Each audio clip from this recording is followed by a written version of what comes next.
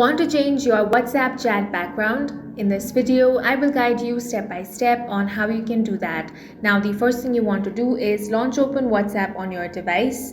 Make sure you're using the latest version of the app. Now, tap on the three dots at the top right corner. From here, select Settings. Now, tap on the Chats option. Here, you have the option of Default Chat Theme. Go ahead and tap on that. As you can see here, different types of chat theme. This is going to change both the chat color and wallpaper. So if you want, you can select any one from here and the preview will be shown. If you like this, you can simply tap on this tick mark option. Here it says this will replace your existing default chat theme. Go ahead and tap on the set theme option.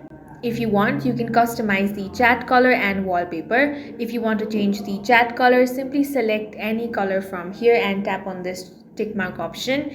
Then select Set Chat Color. Once that is done, head back and open up any chat you want. And as you can see, the wallpaper has been successfully changed. And that's all for this video. If you found it useful, make sure to hit the like button and subscribe for more videos like this.